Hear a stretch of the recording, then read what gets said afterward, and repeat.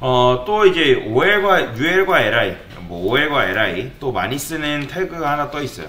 제목 태그라고 하는 건데, 제목 태그라고 하는데,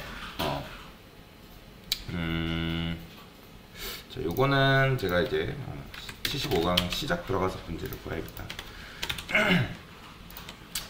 자, 여기 보시면 요런 게 있어요. 요렇게. 요렇게 이제 되어 있는데, 제목 태그를 해서 여러분들 웹페이지의 구성 요소가 크게 뭐가 있다고요? HTML과 CSS, 자바스크립트로 이루어져 있다고 말씀을 드렸어요. 그런데 어떻게 보면은 웹페이지의 이제 구성 요소, 요 녀석 보이시죠? 요 녀석의 제일 큰 제목이죠. 큰 제목. 따지고 보면. 그러면 이 HTML과 CSS, 자바스크립트 얘네들은 뭐예요? 중간 제목인 거죠. 중간 제목. 그래서 이런 식으로 큰 제목들은 뭘로 감싸냐면 H1이라는 태그가 있습니다. H1. 자, 이런 식으로 내가 뭔가 제목, 웹페이지상에서 큰 제목을 표시를 해야 돼요. 그럴 때 쓸 수 있는 게 바로 H1 태그라는 거예요. 좀 이게 이걸 뭐라고 한다고? 제목 태그라고 합니다. 제목 태그. 그럼 H1으로 감싸게 되면 여기 글씨가 이런 식으로 굵어지는 걸 볼 수가 있어요. 그러니까 여러분들이 딱히 뭐 폰트 사이즈나 폰트 웨이트를 주지 않아도 H1을 주게 되면 H1이 가지고 있는 기본 값이 있기 때문에 이런 식으로 글씨가 커지는 거예요. 자, 그 다음에 이제 부수적인 이제 중간 제목 같은 경우는 얘를 뭐로 감싼다? H2로 이런 식으로 감쌀 수가 있습니다. H2. 자, 그러면 H2로 감싸게 되면 아까 이 H1보다 어떻다? 글씨가 조금 작은 글씨가 이런 식으로 중간 제목의 형태로 띄는 걸 확인을 할 수가 있어요.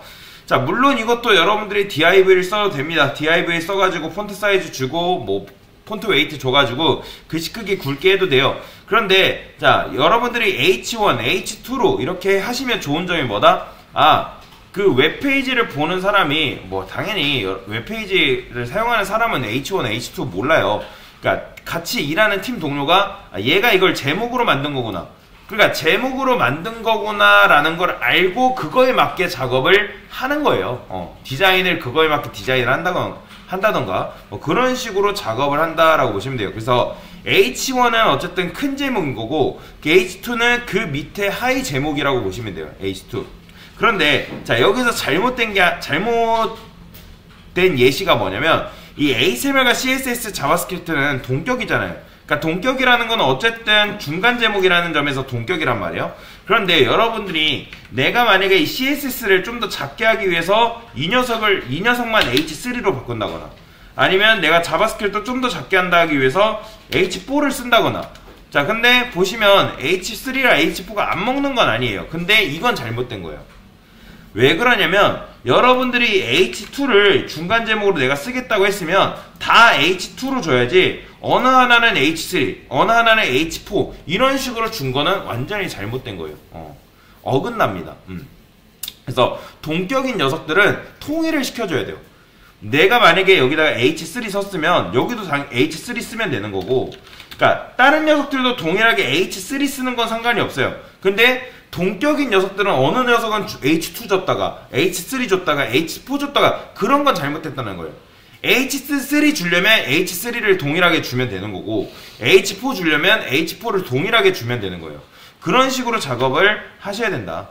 그래서 그 다음에 이제 어쨌든 제일 큰 제목은 H1 쓰고 그 다음에 H2, H3 근데 H3까지는 잘 안 씁니다. 그 밑으로 내려올 일이 거의 없어요. H1과 H 태그 같은 경우는 H1부터 H6까지 있거든요. H6까지 있는데 뭐 그걸 여러분들이 외울 필요는 없고 왜냐면 H6 같은 경우는 잘 안 쓰고 3 이하로는 거의 안 내려와요. 3 이하로는 거의 내려올 일이 없고 그렇기 때문에 그래서 웬만하면 그냥 H1 쓴다고 생각하시면 돼요. 웬만하면 H1으로 거의 대부분 작업을 한다 라고 보시면 되겠습니다. 네, 이상입니다.